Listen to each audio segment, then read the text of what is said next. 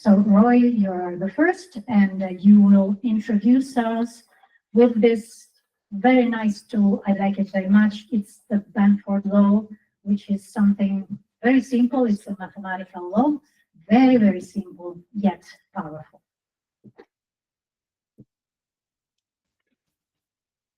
Okay.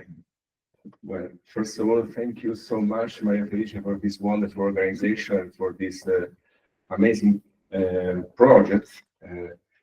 I'm so happy that I was involved, let's say, by in this, and this is a very great occasion for me to present what basically we did also with Maria Felice together in some context. I will show you. Sorry. Well. The starting point is the data regularity. We have a data set and we want to understand which are the main features of the data collected in the data set. So data are disaggregated points, are numbers sometimes. And but you can infer global properties starting from disaggregated data, starting from, let's say, an overview of the overall system given by the aggregation of the data. Giorgio Parisi had a Nobel Prize for physics.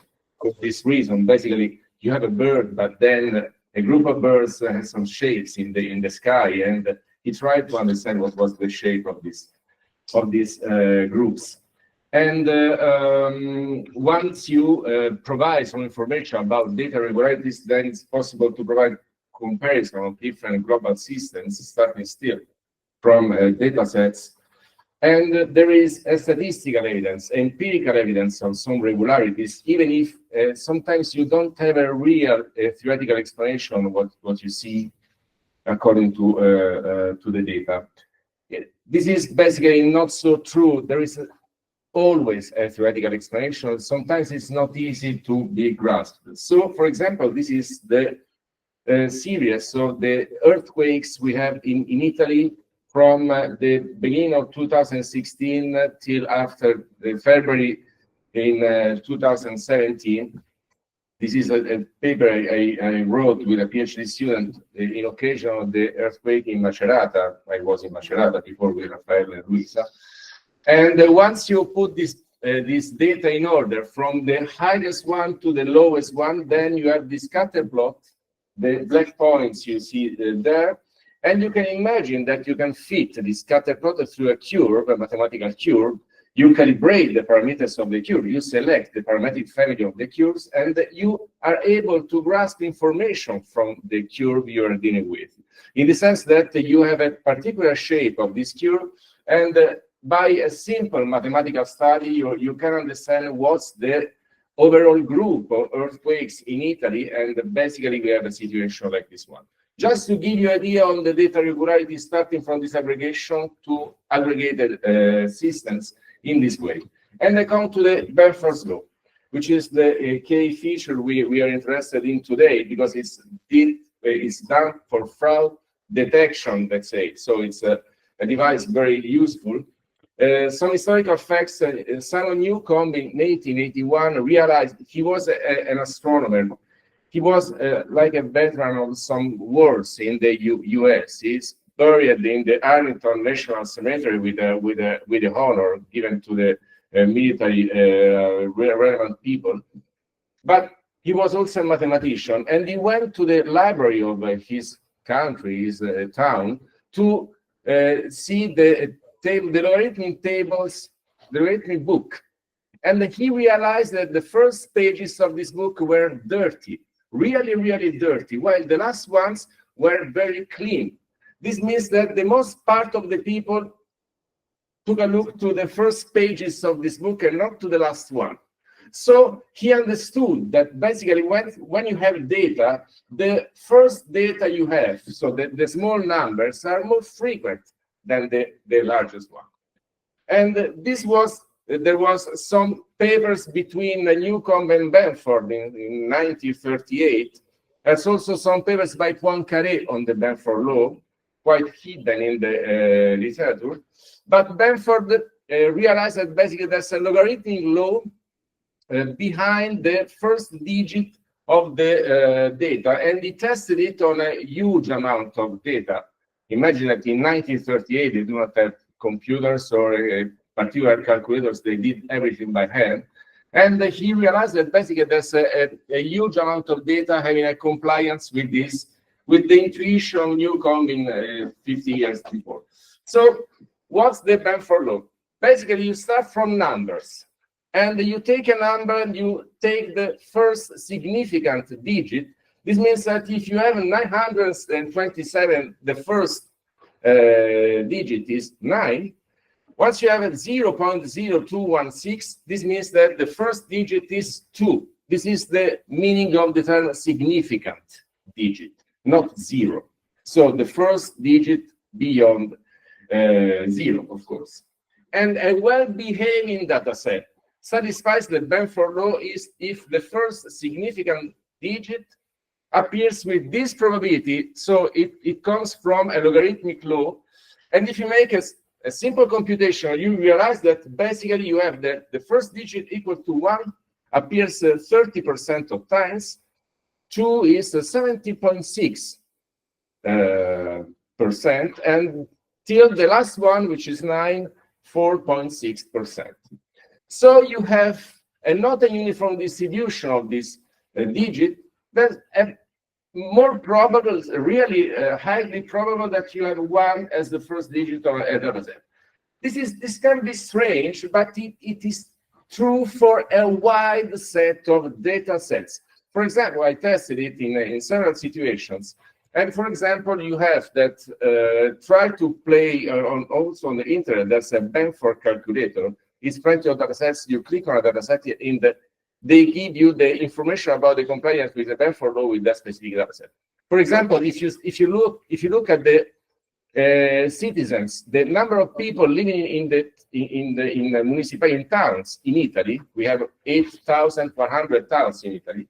You have that the number of inhabitants they comply with the Benford law. For example, so Rome is 5 million inhabitants. This means 5. But there is a compliance with the Benford law. And what does it mean when behaving data sets? Well, of course, you have to deal with a large number of data, not 3 or 4 data. So there should be a huge amount of data. There should be hypothetically no mean, no mass in this data. Data should be not constrained in a range forcefully. So this means that basically they can vary in a wide sense. And you should also avoid artificial construction of the data. For example, the postal codes are not reliable for Benford law because they are given by humans in order to identify places in Italy. So no artificial construction of the data. It should be like a natural process of dataset construction in this way. And the violation of the Benford law is much more interesting with respect to when the Benford law is true, because when you have that the Benford law is violated, this means that there's something put in, let's say, strange in this natural flow. So you can have, for example, exogenous shocks modifying the normal flow of the phenomenon.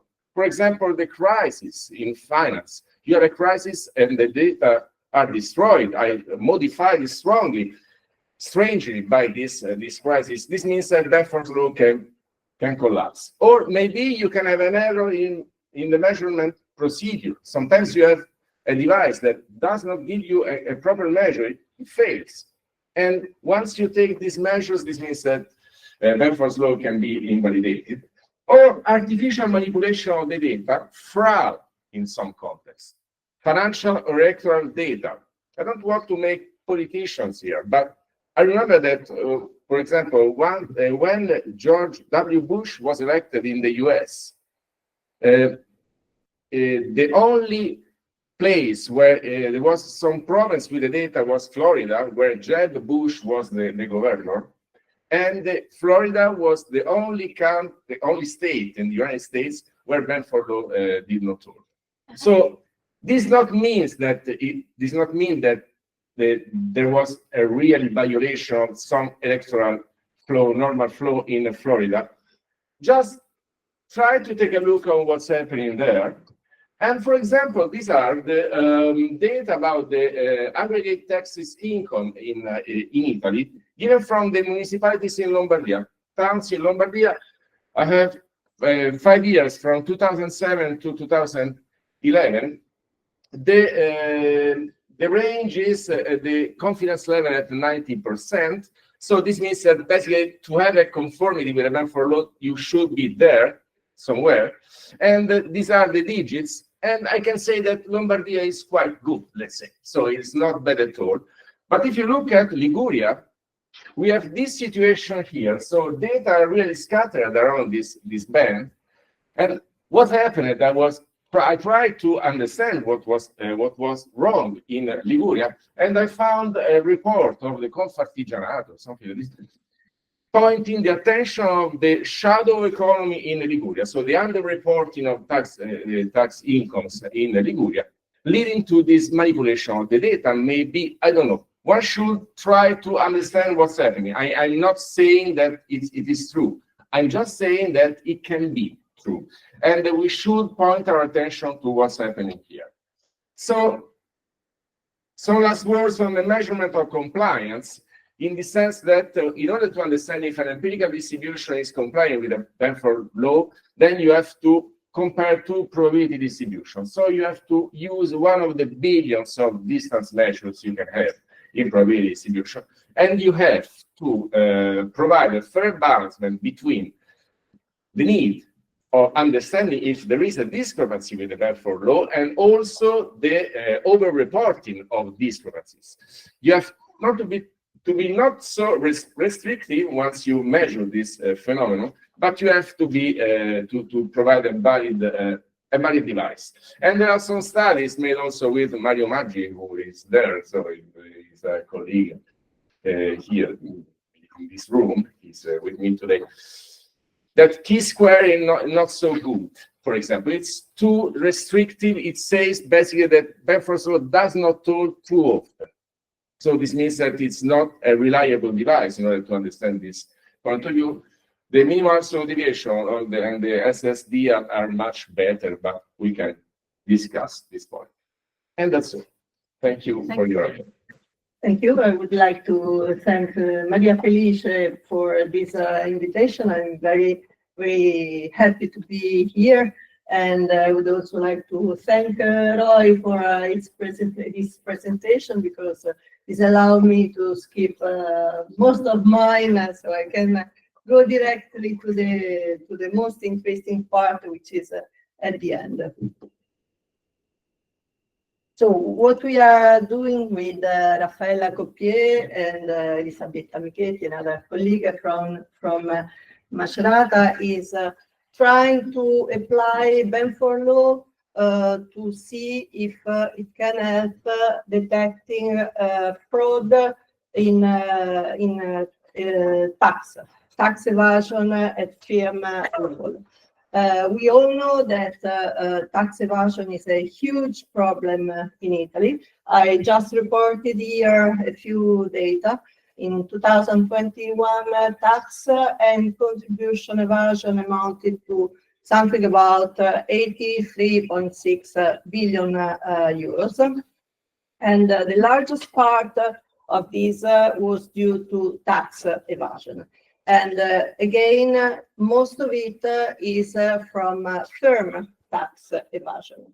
And the instrument, the tool that state has to fight tax evasion is mainly auditing firms and then fining in case of evasion. The problem is that auditing is an expensive process, and it's also takes time, because the authority needs to check all the documents provided by the firm, all the invoices and related papers. So it's something really costly and long to do. And so it would be really helpful, some instrument to help and targeting auditing. So this was the starting idea. to see whether the Benford law could provide some indicators for pointing to firms potentially evading taxes to target auditing operations. And we use the data from a data set which is provided by Bureau van Dijk. It's the data set is called AIDA, and it provides plenty of data about firms together with the financial statements of firms. And the idea was to use data from financial statement to see if they conform or not to Benford law. Because in case they do not conform, this might point to some problems in what is reported in these financial statements. So this data in financial statements are made up of 243 items. 163 come from balance sheet and the remaining from the income statement. So we have enough data to use the Benford law. Unfortunately, sometimes some items are missing, and there are also some repeated items. So some data polishing is required before applying the Benford law. This is just to give you an example. This is a firm located in Rome. And this firm received a 3 stars scoring by the Italian antitrust authority.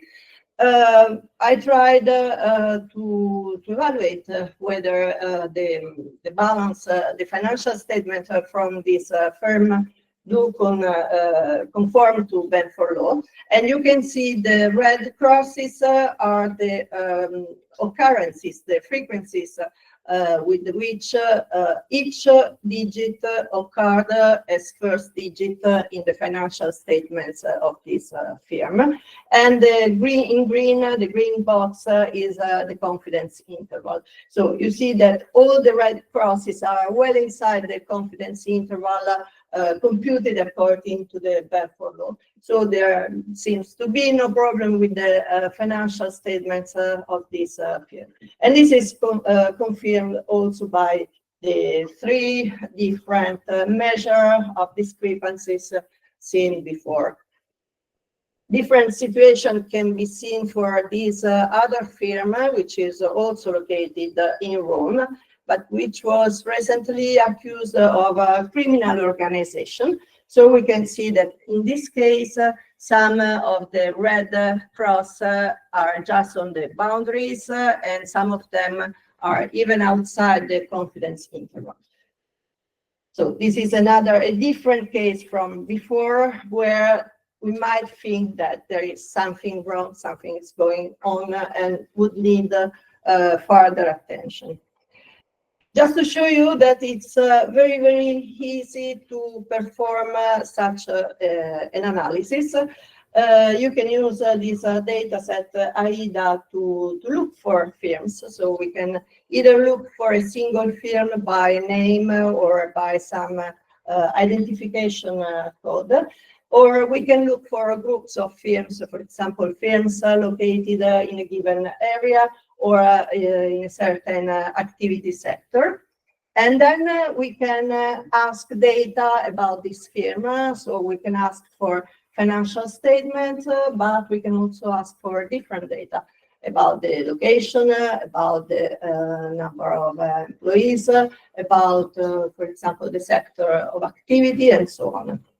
And then you can simply download the data in an Excel spreadsheet, and you can either use Excel for the analysis. Benford law is very simple to perform even in Excel, or you can use more sophisticated statistical software. I used R for the analysis, which is a free software. And so there are plenty of different libraries in R to perform Benford analysis. The one I used is Benford tests, which also provide this nice plot as an output.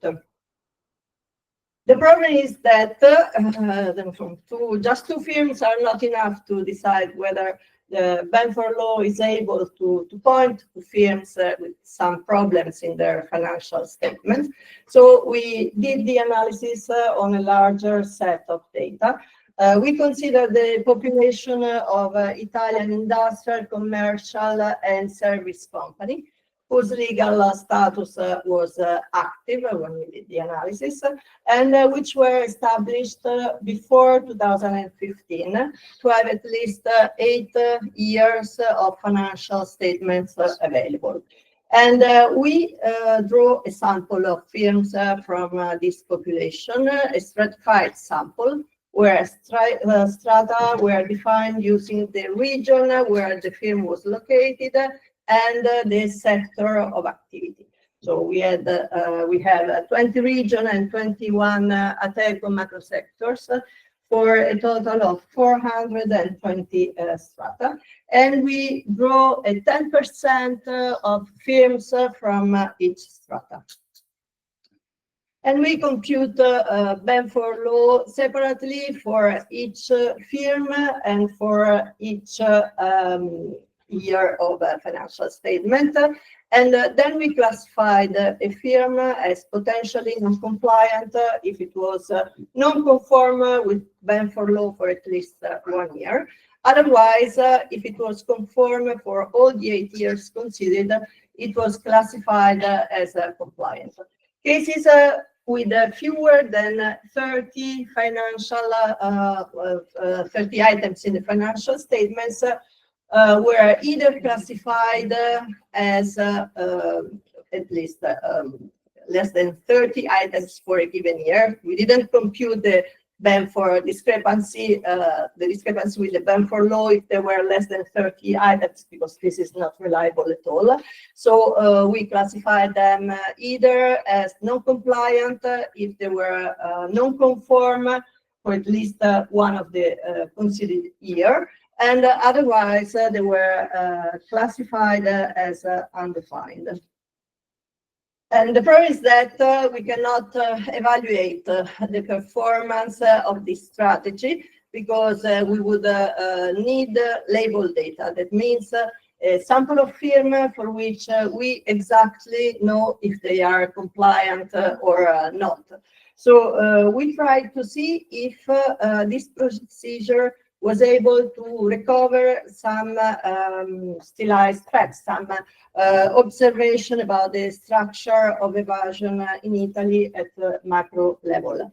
So we compare our results with the results obtained using the synthetic tax reliability index, which is an index which classify firms as reliable or not. The problem is that this index is not available, it's not public at firm level, it's only public at aggregated level. And then we use the other proxies commonly used for evasion. This is the first result, which has to do with the geographical distribution of tax evasion in Italy. It is well known that tax evasion is a phenomenon which affects all the country, but is particularly evident in the south. This depends on the structure of the firms. There are differences between the firms in the north and in the south. It depends also on different levels of monitoring in the north and in the south. It depends on cultural norms. It depends on plenty of things. So here we are considering the results we obtained aggregating the firm level compliance levels by zone, by macro region.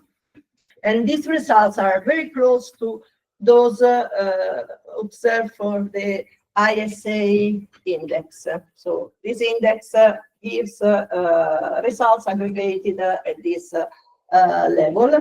And we can see that also the percentage are quite comparable. These other measures here agree in saying that evasion is affecting the south more than the north, but the numbers are quite different because they are measuring different aspects of the phenomenon. So this is the index which is closer to the one that we are considering. And this is a map of Italy. Here on the left side, we have the situation as measured with our methodology. And here the corresponding situation as pictured by the ISA index. And we can see, for example, that the two assessments agree in identifying three regions, Basilicata, Calabria, and Lazio, as quite problematic. They are among the 5 regions with the highest percentage of non-compliance in both the assessment. And on the other hand, we have Friuli Venezia Giulia and Liguria, which are among the 5 regions with the lowest percentage of non-compliance in both assessment. And we can also notice Val d'Aosta, which scores quite high with comparison to the other regions in the north of Italy. Another interesting difference in compliance, in firm compliance, is the distribution by firm size. It is well known that micro and small firms have a higher tax, higher evasion than large or medium firms. This depends on different factors. Also depends on the fact that small firms are less checked by authorities, and also depends on the fact that they mostly operation are often in cash, and so it's easier to hide such an operation from the tax authority. And here we don't have the comparison, for example, with the ISA index, because they do not provide this analysis by firm size. So we just have our result, and it can be seen that there is an inverse relationship between compliance and firm size, meaning that the percentage of non-compliance decreases as firm size increases. And just to conclude, we also consider the sectorial distribution of tax evasion, and we spoke about this also this morning. Agriculture is a particularly problematic sector, and this can be seen. It is in the top of the two rankings, the one according to the Benford Law, and the other one according to the ISA index. And then it is followed by services, by commerce, and then the two indexes do not agree on the position of these two last sectors, but the difference are quite small. So just to conclude, we explore the possibility of Benford Law to spot potential tax evasion at firm level, with the objective of both targeting auditing activities, but also to provide researcher with data that they can use for modeling or for trying to understand better the phenomenon of tax evasion, because the problem is the lack of data about evasion at firm level, which are absolutely missing. They are very sensitive data, so we have no access to them, but they are required, for example, to testing models about evasion. And the Benford Law and the methodology we tried seems to provide good results in that it is able to reproduce some well-known macro traits of tax evasion. Obviously, we would need label data to confirm the results. This is just some bibliography on the subject. Thank you. Thank you very much, Luisa. Very interesting. Now I am presenting briefly the pilot study. So the pilot study was a deliverable.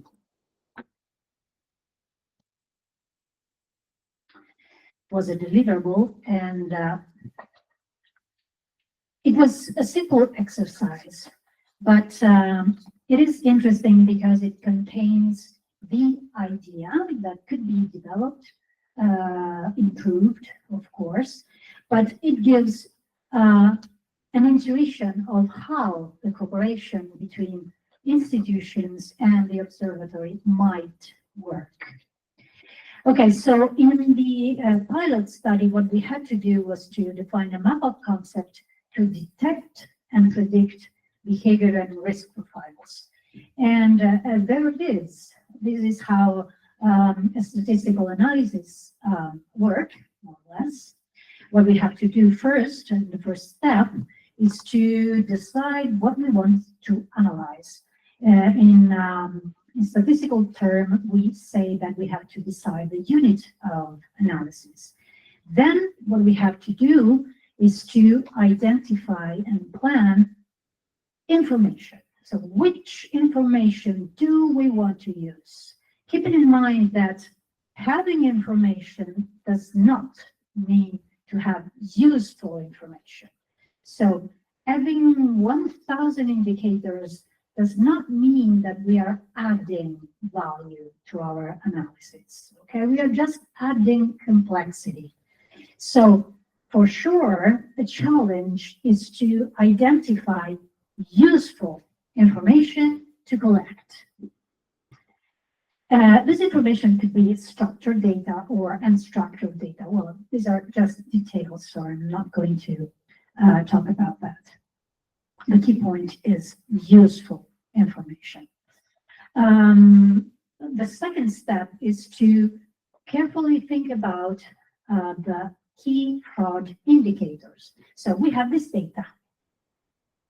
What is a good way to use this information in order to come up with indicators that are more precise, that can help me in pointing to fraudulent projects or firms or whatever you want. And this is a difficult, of course, step of the analysis, and typically something that we do together as statistician, as expert of the field, as people who know about business management. And this is exactly what we've done, basically, in our small exercise, which is the pilot study. Then it comes to the third step, in which we have to do algorithms. We have to select useful algorithms, possibly combine different algorithms in order to come up with what we are interested in. And then we get the output.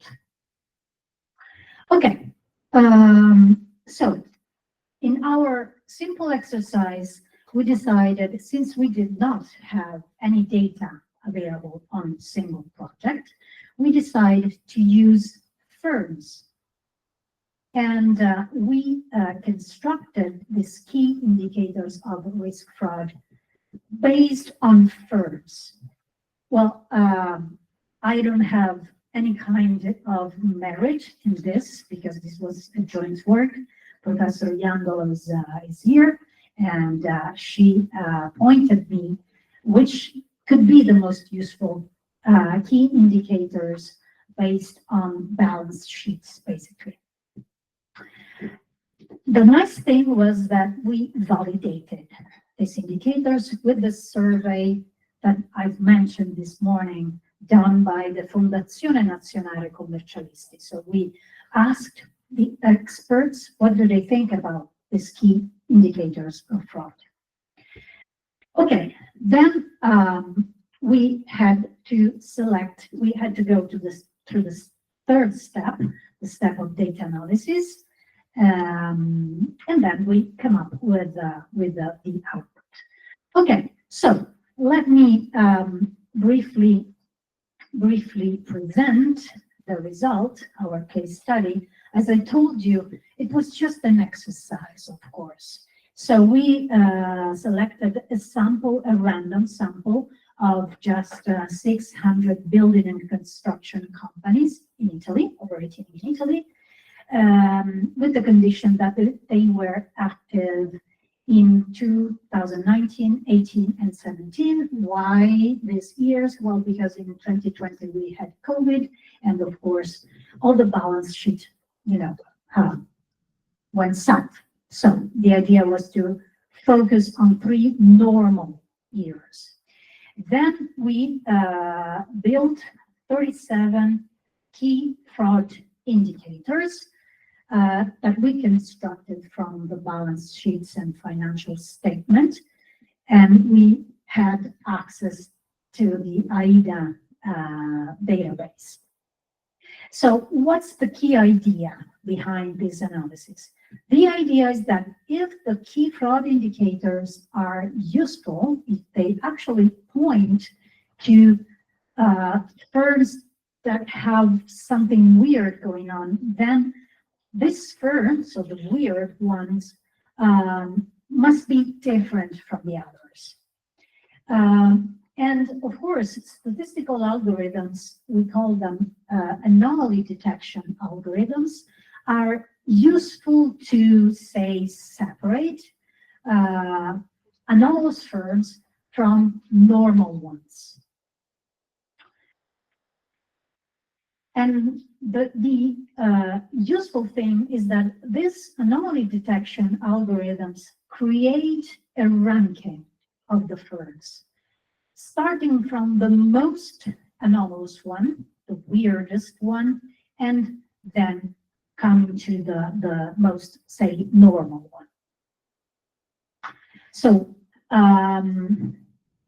we selected the better performing anomaly detection algorithms. I don't want to focus too much the attention on these technical issues because they're just technical issues, and I just want you to focus on the main result. Okay, so this graph is very nice because it tells us a story. And what is the story? Well, basically, we selected 4 anomaly detection algorithms that worked well in our data. And then we simply plot, so as you can see, it's something very easy. We plot the data, so each point corresponds to a single firm. And we plot the data based on this anomaly score. So the highest the value of the score, the weirdest is the firm, okay? And the nice thing is that, as you can see, there are some firms that pops up. They are very different from all the others.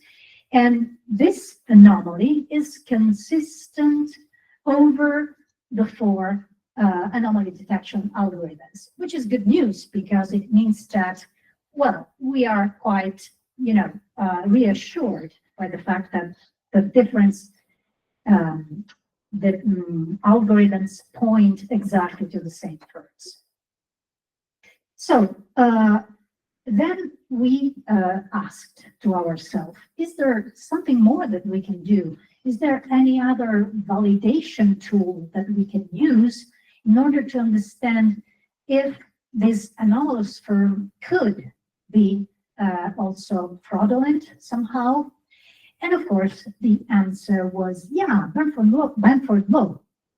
So what was the idea? So remember, we started with 600 firms. Each firm has its own score of anomaly. So we were able to rank them from the most anomalous to the most normal ones, okay? And what did we do? We compute the conformity measure. Roy and Luisa talked about that before. A measure of conformity of that numbers to the Bamford law. And we were able to come up with a measure computed for all the ferns. Okay, that's a simple number. All the ferns. Then we put away the most anomalous fern, and we compute this measure again, the mud measure. Then we come up with another subset, and the subset was composed by all the data but the two most anomalous ferns, and so forth. So by putting away over and over the most anomalous fern, we come up with several measures of conformity to Bamford law. And what did we actually hope to see? Well, the idea is that if the key fraud indicators works, and if the anomaly detection algorithms works, then we should see more and more conformity in the sample of survived ferns. And this is exactly what we found. Okay, so the blue line is the test of conformity computed. So this point corresponds to the test of conformity computed for the entire sample, 600 ferns. Then we start pulling out the anomalous ferns, and we computed the mud, again, the conformity measure. And what we see, basically, is that when we extract the anomalous ferns, then we have more and more conformant data. And this is a nice result because it means that two things, basically. First is that the key fraud indicators work. Then that the anomaly detection algorithms actually are good. They help us distinguish between weird ferns and normal ones. And third, that the Bamford law is confirming these anomalies. Okay, of course, as was pointed out already, we cannot conclude that the anomalous ferns are also fraudulent. But the idea is that they could be worth looking at. It's worth to give a closer look to those ferns. And thank you very much. That's important.